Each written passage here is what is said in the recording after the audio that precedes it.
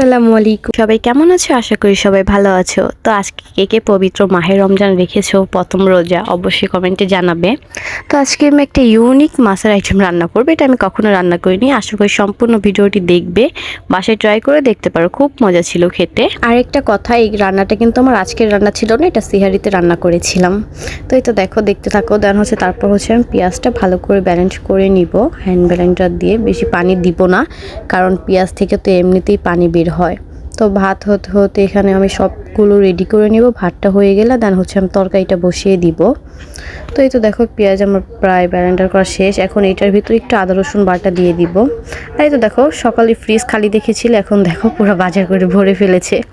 দেন এখানে আমি একটু গুড় বানিয়েছি, এটা জাল দিয়েও দেখাবো তোমাদের।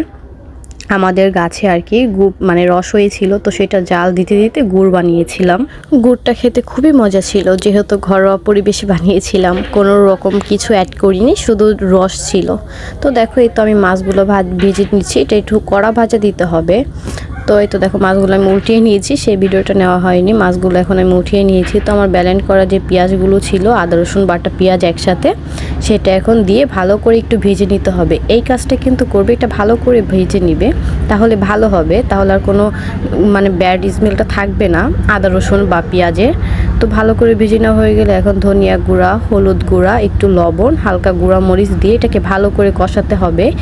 এই মুহূর্তে কোনো পানি দেওয়া যাবে না, এটাকে ভালো মতো এটাকে কষিয়ে নিতে হবে। দেন তারপর অল্প একটু পানি দিয়ে এটাকে ভালো করে ভাজার মতো কষাতে হবে। তো দেখো, এখানে আমি একটু দুধ দিয়ে দিচ্ছি, এটাই মেন।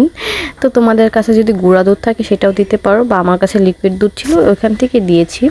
তারপর দুধ দেওয়ার পরেই একটু পানি দিয়ে দিবে, না হয় কিন্তু লেগে যাবে।